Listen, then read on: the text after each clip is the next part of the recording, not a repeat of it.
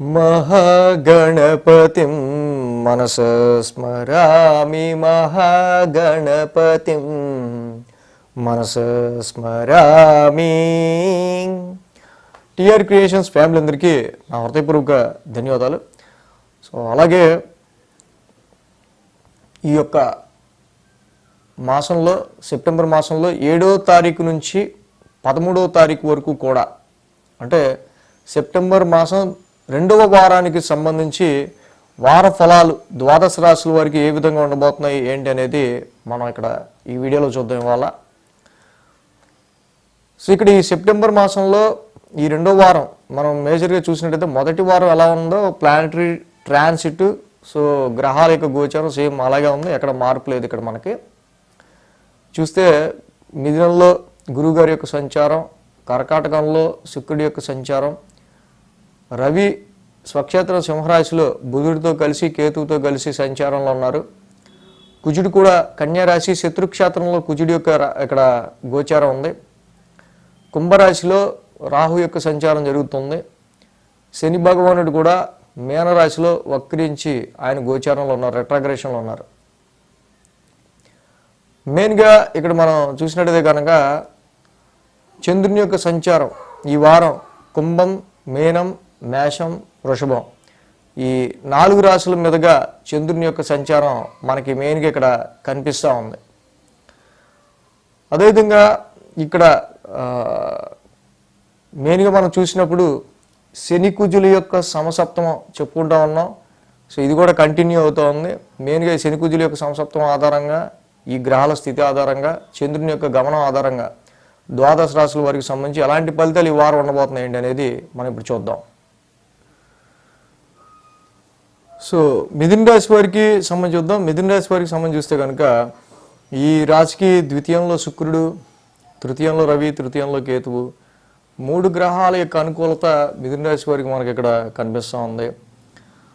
So ఈ రాశికి సంబంధించి ద్వితీయంలో శుక్రుడి యొక్క సంచారం కొంచెం ఆర్థిక ఫైనాన్షియల్గా కానీ, ఫైనాన్షియల్ సిచ్యువేషన్కి సంబంధించి కానీ, ఈ రాశికి ఆయన మంచి మిత్రుడు అవడం వల్ల కొంచెం ఈ ఫైనాన్షియల్ హౌస్లో ఉండడం వల్ల ధనపరమైన విషయాల్లోనూ, కుటుంబ పరంగా కూడా కొంచెం అండర్స్టాండింగ్ తీసుకురావటం కావచ్చు, ఫైనాన్షియల్గా కొంచెం లిక్విడ్ ఫ్లో ఆఫ్ మనీ అక్కడికి ఇబ్బంది కలగకుండా కొంతవరకు అక్కడ ఆర్థిక పరంగా ఫైనాన్షియల్గా కొంచెం మంచి పాజిటివ్ రిజల్ట్స్ని ఇవ్వడానికి శుక్రుడు చాలా బాగా యోగిస్తున్నాడు మిథున రాశి వాళ్ళకి. అలాగే ఇక్కడ తృతీయంలో పరాక్రమ స్థానంలో రవి యొక్క సంచారం, అలాగే కేతు యొక్క సంచారం కూడా నడుస్తూ ఉంది. పరాక్రమ స్థానంలో రవి చాలా కాలం తర్వాత మిథున రాశి వాళ్ళకి జనరల్గా ఇక్కడ తృతీయ స్థానంలోకి వచ్చాడు. So after 3 months health improve అవుతుంది, హెల్త్ పరమైన విషయాల్లోనూ, అలాగే కాన్ఫిడెన్స్ లెవెల్స్ కూడా ఇంప్రూవ్ అవుతాయి. కొద్ది గొప్ప చాలా వరకు కూడా వీళ్ళు ఏ విషయం గురించి అయితే కష్టపడుతుంటారో ఆ కష్టానికి సంబంధించిన ఆ విషయంలో కష్టం కొంచెం తగ్గే ఆస్కారాలు ఉంటాయి. కానీ వీళ్ళ ధైర్య సాహసాలు, వీళ్ళ పరాక్రమం, వీళ్ళ యొక్క కాన్ఫిడెన్స్ లెవెల్స్ మీద వీళ్ళకే డౌట్ ఉంటుంది. సో ఇక్కడ మెయిన్గా ఏంటంటే 9, 10, 11, 12 స్థానాల మీదుగా చంద్రుని యొక్క సంచారం మనకు కనిపిస్తూ ఉంది ఈ వారం. మంగళ, బుధ, గురు, శుక్ర 4 రోజులు కూడా ఈ రాశి వాళ్ళకి మంచి అనుకూలమైన రోజులుగా మనం చెప్పచ్చు.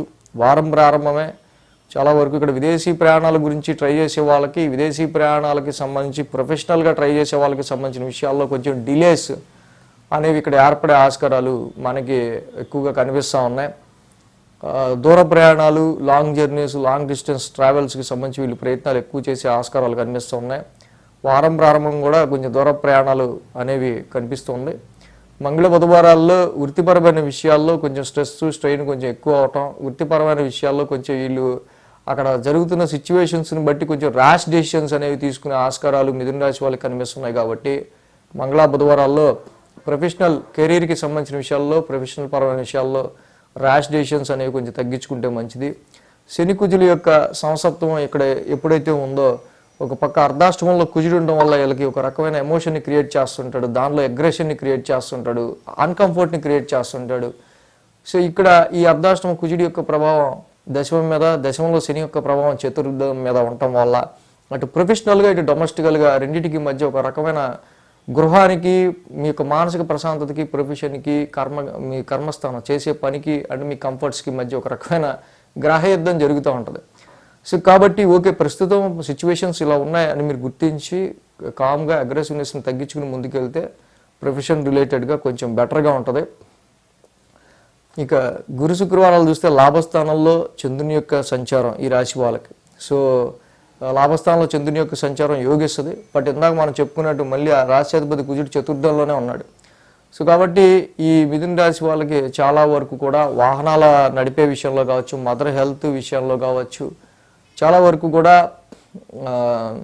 డొమెస్టికల్గా కుటుంబ సభ్యుల ఆరోగ్య పరిస్థితుల రీత్యా కావచ్చు, వీటి విషయాల్లో కొంచెం హర్డిల్స్ అనేవి ఏర్పడుతుంటాయి. సో కాబట్టి అవి మీ లాభానికి, మీ ప్రాఫిట్కి, మీరు ఆశించిన ప్రాఫిట్కి మధ్య ప్రతిబంధకంగా మారుతూ ఉంటాయి. ఈ డొమెస్టికల్ అగ్రెసివ్నెస్ని కొంచెం తగ్గించుకొని, సో ఇంట్లో అంతే ఉంటుంది, అబ్బాయి ఇల్లంతా మొత్తం అసలు ప్రశాంతత లేకుండా ఉంది అనుకునేటటువంటి వాతావరణం ఉన్నా మీరు దాన్ని ఓకే కూల్ డౌన్ అనుకుంటూ కొంచెం ముందుకెళ్తే బాగుంటుంది. సో వారాంతానికి చూస్తే కనుక 1000 స్థానంలో చంద్రుని యొక్క సంచారం మనకు అనిపిస్తుంది. సో 1000 స్థానంలో చంద్రుని యొక్క సంచారం అక్కడ ఉన్నప్పటికీ కూడా మళ్ళీ ఆ రాశ్యాధిపతి శుక్రుడు ద్వితీయంలోనే ఉన్నాడు. సో వాటి ఖర్చుల విషయంలో మాత్రం శనివారం వారాంతానికి కొంచెం ఖర్చుల విషయంలో మనకు కొంచెం ఎలివేటెడ్గా కనిపిస్తుంది రాశి వాళ్ళకి.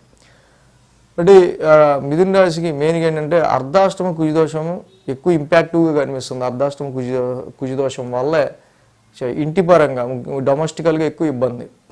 సో కాబట్టి ఇక్కడ సుబ్రహ్మణ్య కరావలంబ స్తోత్రం, ధరణీ గర్భ సంభూతం కుజనవగ్రశాంతి మంత్రం, సుబ్రహ్మణ్యేశ్వర స్వామి ఆరాధన చేసుకోవటం చాలా మంచిది.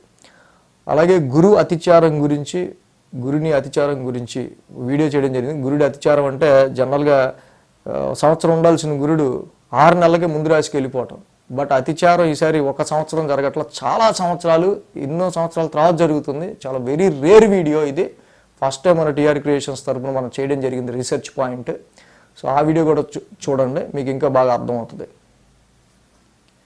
ఈ వీడియో కనుక మీకు నచ్చినట్లయితే లైక్ చేయండి, షేర్ చేయండి. మరిన్ని అప్డేట్స్ కోసం సబ్స్క్రైబ్ చేయడం మాత్రం మర్చిపోకండి.